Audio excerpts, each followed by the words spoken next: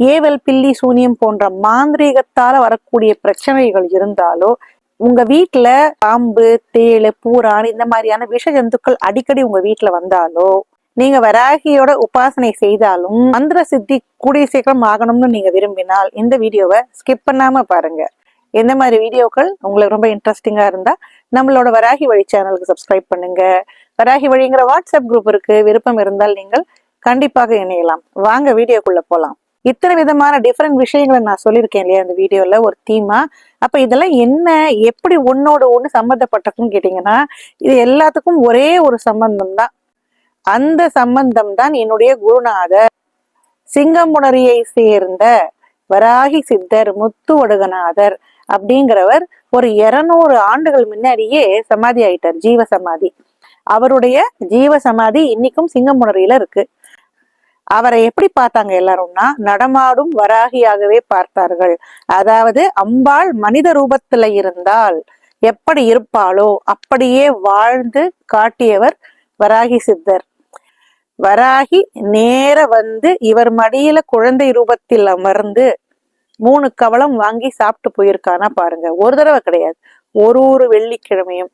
அவரோட அனுக்கிரகம், கடைக்கண் பார்வை இருந்தாலே பெரிய விஷயம். அப்படிப்பட்ட ஒரு தெய்வீக தன்மை கொண்டவர் இவர். சும்மா சாதாரண ஆள்லாம் கிடையாதுங்க. ஒரு ராஜ வம்சத்தில் பிறந்தவர். நம்ம சேதுபதி சமஸ்தானம் இருக்கு இல்லையா சிவகங்கையில, அந்த சமஸ்தானத்தோட குழந்தையாக பிறந்தவர். இவங்க அப்பா ஒரு ராஜாவாக இருந்தவர். சின்ன வயசுலயே இவர் குழந்தையா இருக்கும்போது இவங்க அப்பா இறந்து போய் விடுகிறார். அப்ப ஒரு வயசு தான் இவருக்கு இருக்கும். அப்படி ஆயிடுறது. அப்ப என்ன ஆகுதுன்னா, வேற வழி இல்லாம அவங்க அம்மா இந்த குழந்தையை தூக்கிண்டு அந்த சமஸ்தானத்தை விட்டு ஓடி விடுகிறார்.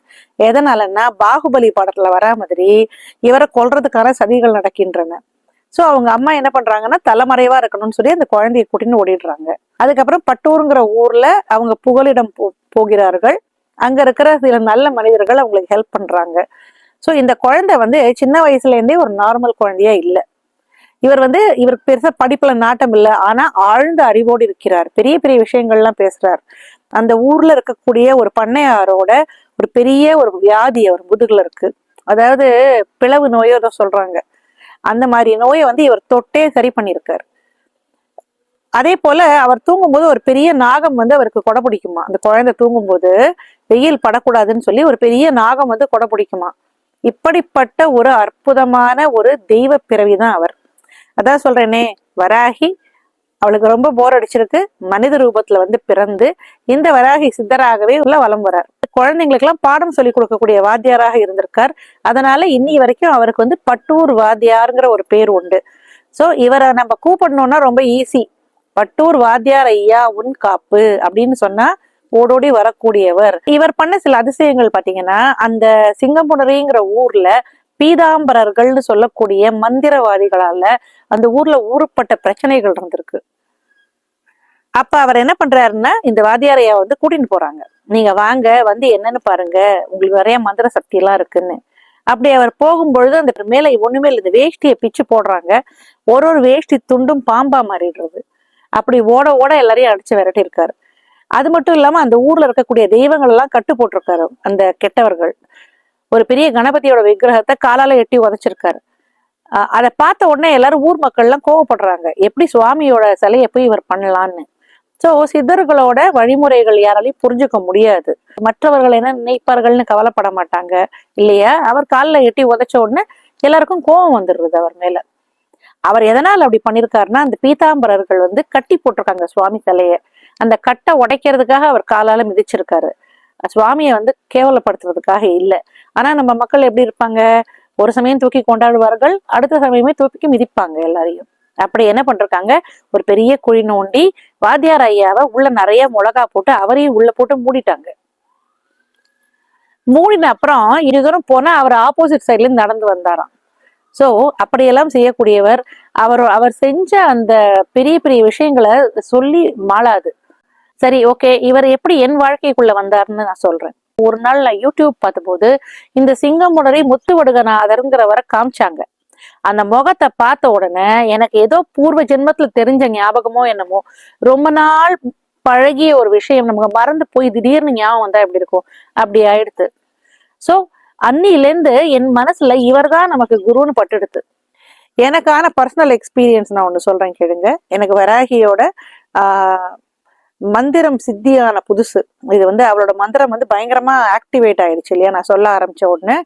அப்ப ஒரு நாளைக்கு நிறைய விஷயங்கள் நடந்தது, அற்புதங்கள். அந்த சமயத்துல சொல்லவே முடியாத விஷயங்கள்லாம் நடந்த போது ஒரு நாளைக்கு எனக்கு ஐயாவோட காட்சி கிடைச்சது. அவருக்கு பௌர்ணமி இன்னைக்கு ஒரு அலங்காரம் பண்ணுவாங்க. ஃபுல்லா ஒயிட்டா இருப்பாரு, பெரிய மீசை வச்சுட்டு இருப்பாரு. அந்த மாதிரியான அலங்காரத்துல அவர் அப்படியே என் கண்ணு முன்னாடி தெரிஞ்சாரு. எப்படின்னா என் கை கால்லாம் கட்டி போட்ட மாதிரி இருந்தது, எதையுமே அசைக்கவே என்னால முடியவில்லை. அப்ப அந்த மந்திரம் உடம்புல ஆகர்ஷணம் ஆனதுக்காக அப்படி அவர் செய்தார்னு நான் நினைக்கிறேன். எனக்கு நான் என் உடம்பை என்னாலேயே பார்க்க முடிஞ்சது. அந்த உடம்புக்கு வெளியே நான் இருந்த மாதிரியான ஒரு ஃபீலிங் இருந்தது. ஐயாவை நான் அப்படியே நேருக்கு நேரம் பார்த்தேன் அதுல. அதுக்கப்புறம் இன்னி வரைக்கும் அந்த பாக்கியம் எனக்கு கிடைக்கவில்லை. அதனால அவரை தான் மானசீக குருவா நான் எடுத்துட்டு இருக்கேன்.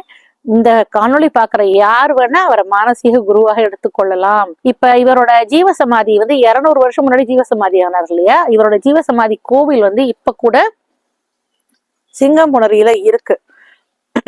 சில ஆண்டுகள் முன்னாடி அந்த பழுது பார்ப்பாங்கல்ல அந்த சமாதிய, அந்த மாதிரி வேலை பண்ணும்போது இந்த கடப்பாறை பட்டு ஒரு சின்ன ஓட்டை வந்துடுது. அந்த அவரை ஜீவசமாதியாக அடக்கம் பண்ண இடத்துல அந்த உள்ள இருக்கிற அந்த சேம்பருக்குள்ளதானே இருப்பாங்க, ஒரு ரூம் மாதிரி. அங்க ஒரு சின்ன ஓட்டை வந்துடுது. அந்த ஓட்டை வழியா ஒரு சின்ன குழந்தை உள்ள பார்த்த போது ஏத்தின விளக்கு எரியறது. அவர் ஜீவசமாதி ஆகும் போது ஏற்றி வைத்த விளக்கு இன்னும் எரிந்து கொண்டிருக்கிறது. ஒரு மனிதர் அப்படியே தகதகன்னு தங்கமாக உட்கார்ந்துருக்கார். தங்கமா ஒளி ரூபத்துல உட்கார்ந்துட்டு இருக்காரு. பெரிய வெள்ளை தாடியோட உட்கார்ந்துட்டு இருக்கார். அவர் கழுத்துல போட்ட பூமாலை வாடவே இல்லை. அந்த குழந்தை அதை பார்த்துருக்கு.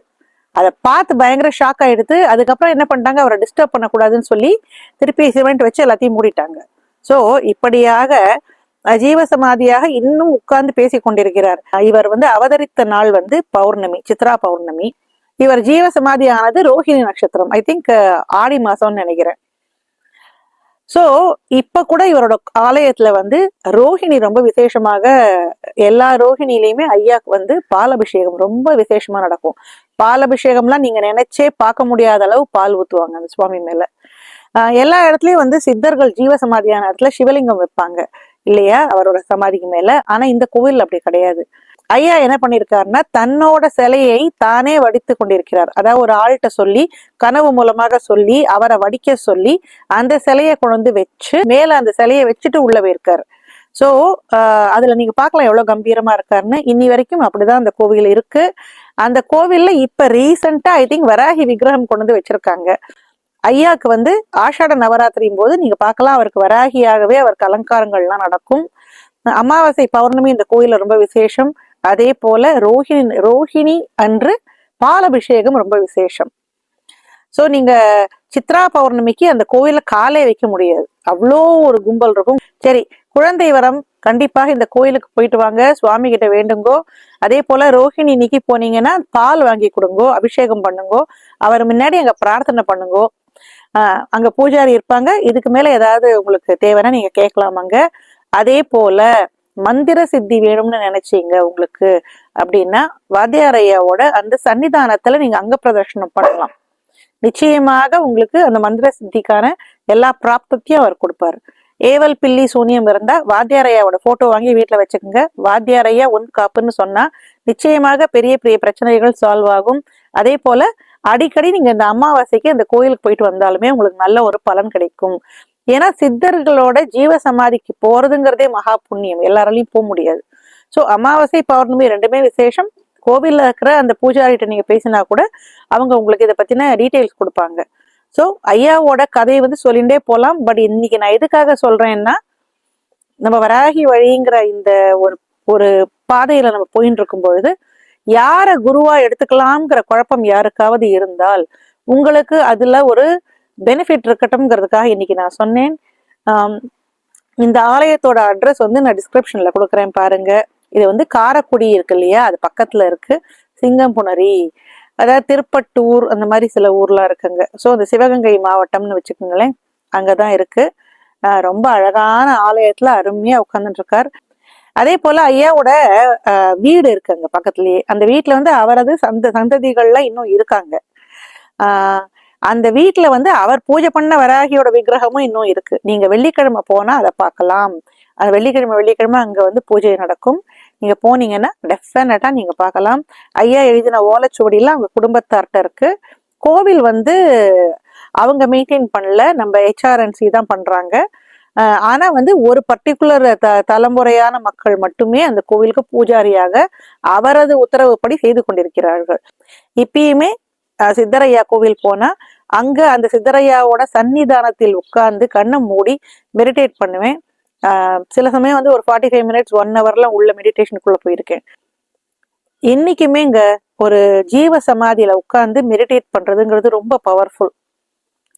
உங்களுக்கு இதுக்கான சான்ஸ் கிடைச்சதுன்னா கண்டிப்பாக மிஸ் பண்ணாம ஒரே ஒரு முறையாவது இந்த ஆலயம் போயிட்டு வாங்க. குழந்தை வரம் இல்லாதவர்கள், பேய் பிசாசு பயம், பில்லி சூனிய பயம் இருப்பவர்கள், விஷ ஜந்துக்களால் பிரச்சனை இருப்பவர்கள், இல்ல மந்திர சித்தி வேண்டும் என்று நினைப்பவர்கள், இது எதுவுமே இல்ல வராகி உபாசனை செய்ய வேண்டும், எங்களுக்கு ஒரு குரு தேவைன்னு நினைக்கிறவங்களும் கண்டிப்பாக இந்த ஆலயத்துக்கு போயிட்டு வாங்க. நிச்சயமாக உங்க வாழ்க்கையில மிகப்பெரிய மாற்றங்கள் வரும். இதை தவிர சித்திரை, ரோஹிணி 2 நட்சத்திரக்காரங்களுக்கும் ரொம்ப ரொம்ப அனுகிரகம் செய்யக்கூடிய சித்தராகவே இவர் விளங்குகிறார். அந்த கோவிலே இது எழுதி போட்டிருப்பாங்க, நீங்க பார்க்கலாம். சோ இந்த 2 நட்சத்திரம் இருந்தாலும் கண்டிப்பாக ஒரு முறையாவது அவரது சன்னிதானத்தை விட்டு வந்தால் உங்க வாழ்க்கை நல்ல மாற்றங்கள் தெரியும். சரியா? இந்த காணொளி உங்களுக்கு ஏதாவது விதத்துல உபயோகமா இருக்கும்னு நினைக்கிறேன். இந்த மாதிரி காணொளிகள் உங்களுக்கு பிடிச்சிருந்ததுன்னா நம்ம சேனலுக்கு சப்ஸ்கிரைப் பண்ணுங்க. அதுக்கெல்லாம் முன்னாடிங்க இந்த வீடியோக்கு ஒரு லைக் போடுங்க. நம்ம வீடியோலாம் வந்து ஒரு 1000 வியூ தாண்டதே ரொம்ப கஷ்டமா இருக்கு. அதனால தயவு செய்து ஹைப் பண்ணுங்க வீடியோஸை. உங்களுக்கு தெரிஞ்ச ஃப்ரெண்ட்ஸ் கிட்ட ஷேர் பண்ணுங்க. எத்தனையோ பேர் வராகி வழிபாட்டுல இருக்காங்க. சரியான வழிகாட்டுதலும் சரியான குருவும் இல்லாம கஷ்டப்படுறவங்க இருக்காங்க. அப்படிப்பட்டவர்களை உங்களுக்கு தெரிஞ்சா கண்டிப்பாக இந்த ஒரு உபகாரத்தை நீங்கள் செய்யலாம். சரியா? இதே போல இன்னொரு காணொளியில் கூடிய சீக்கிரம் சந்திப்போம். நன்றி. ஓம் வராகி, ஜெய் வராகி.